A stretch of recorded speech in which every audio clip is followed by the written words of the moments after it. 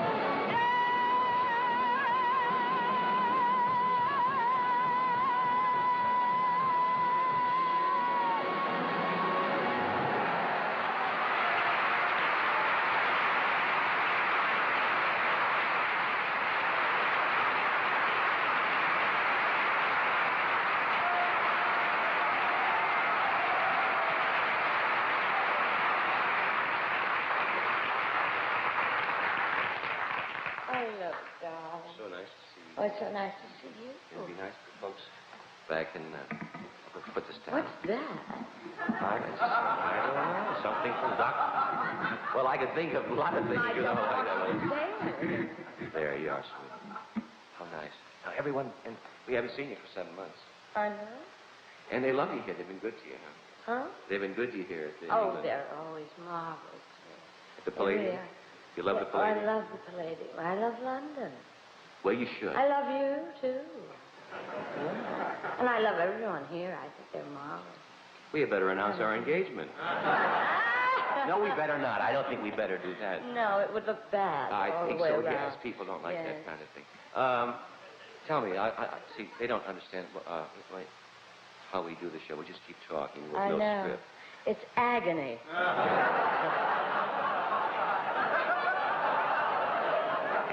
See, I should quit, but I can't. I'm a big star, you know. I really should quit. I ask you some questions. How does it feel to have lived these years being a legend? How? Well, it's peculiar. Because if you're... I'm supposed to be a living legend. Is that right? That's what But it's lonesome. Because everybody thinks of you as, the Statue of Liberty or something like that, you know, that doesn't breathe. And so no one calls you on the phone and asks you to dinner or anything. Oh, where is it? Well, I'm sure she's busy. Oh, we must call her. So I just sit by the phone.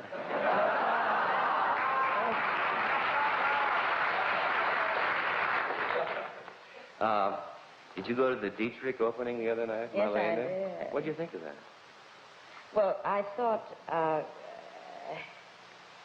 well, first of all, I had a terrible thing happen. Oh. What more terrible thing could happen to you, Judy? I can't think. I mean, what would be the next thing? No, I really am, I'm inclined, things happen to me, or I bring them about. I don't know. I couldn't care less. But we were in a great big Rolls Royce, you know, drawing up to the front of the theater for Marlene's show. And there was a chauffeur driving the car, and Mark Heron said, would you pick us up backstage after the show? Now, in the meantime, there are all kinds of people lined up along the sidewalk, and I was being, I was just showing off, so So anyway, I was sort of bowing, getting ready to get out of the car. And we got right to the place where we were supposed to get out, and the driver put his foot on the gas, and away we went. I didn't get a chance to get out. He thought that he was supposed to take me backstage. I wasn't in the show. It was Marlene's show. He was very confused. But then we had to go around lots of blocks and all things and come back again in front of the same people and do this. You know, when Richard Burton, who was absolutely magnificent, one of the greatest moments I've ever known in the theater, the greatest moment, opened in New York in Hamlet, I promised my little daughter, oh, she's 15, I'd take her. And so we rented a limousine, and I got an evening jacket, which I haven't worn since the inauguration of 4 years. And I wore it, and just my daughter and I went.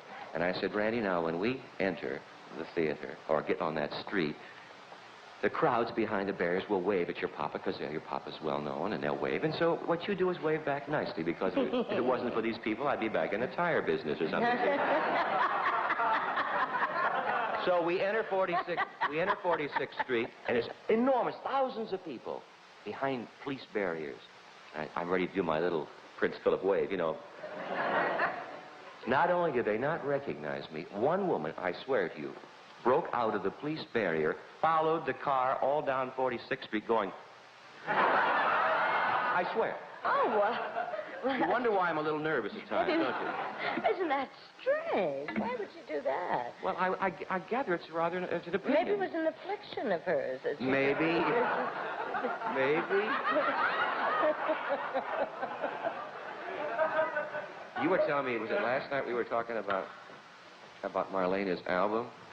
Yes. That is a funny story. I don't mean this harshly. However, I was in Paris with some friends. I was with Noel Coward and Jeanette Spanier and her husband, and we were just sitting around in Jeanette and her husband's sitting room, and in came Marlene. And she'd been doing a tour of, oh my goodness, many Moscow, countries. Denmark. And she came in with a great big record. Great big record. You know, bigger than a 12-inch. It was about a... And she said, oh, darling, hello. How... Would anybody like to hear my record? So we all said, sure, we'd like to hear your record. What are we going to say? No, we don't want to hear your record. Of course we'd like to hear your record. There were just 4 of us there. Marlene was 5.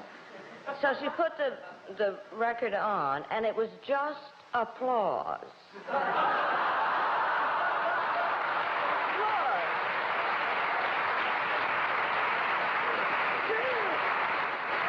she jumped around and showed you the applause. Well, she'd show me, you know, sometimes the applause would vary. And she'd say, that's Frankfurt. That'd be like that. And then there'd be great, and then, that's Berlin. And, you know, but not one note of music. She didn't sing. There was no orchestra, just applause. And Noel turned to me in the middle and said, I hope there isn't another side to this. And there was.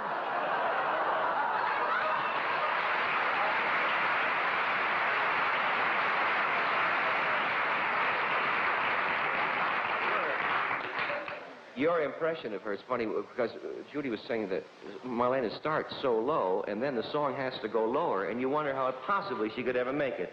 Doesn't she on some songs? You know, she starts low. Marlena isn't one of our better singers, but she looks so marvelous, you know. But I've been looking at her for, well, you know, there's not much difference in our ages anymore. But she brings hers down, and I try to retain mine. At any rate, there's this great big overture always, you know,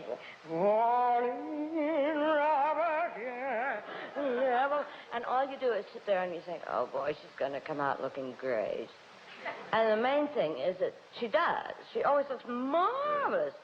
And it takes hours with seamstresses. And so forth. She looks great. And everybody goes, oh, my goodness.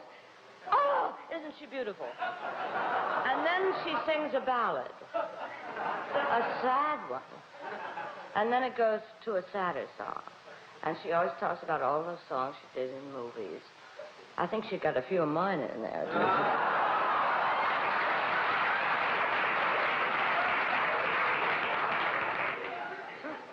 What are you going to sing now?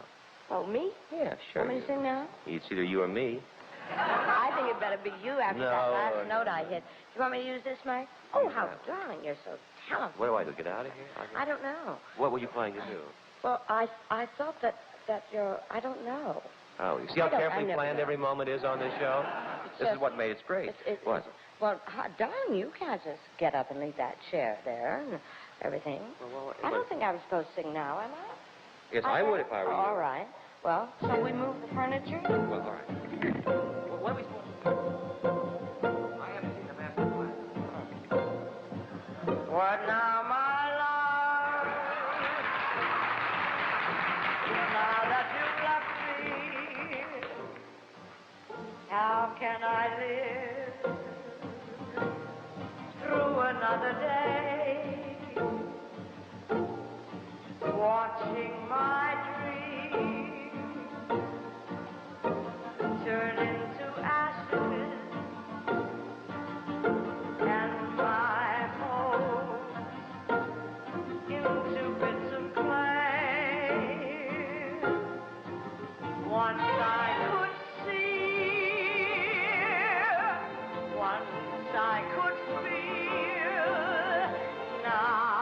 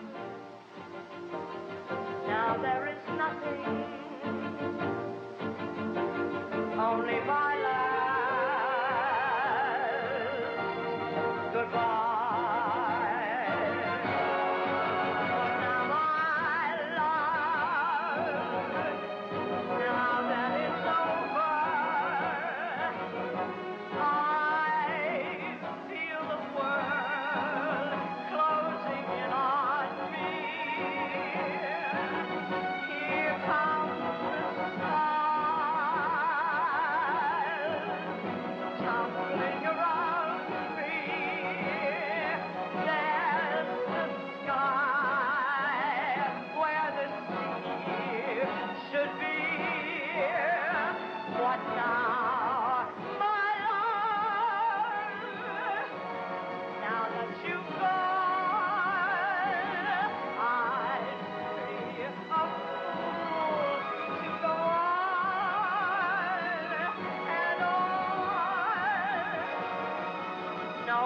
would care.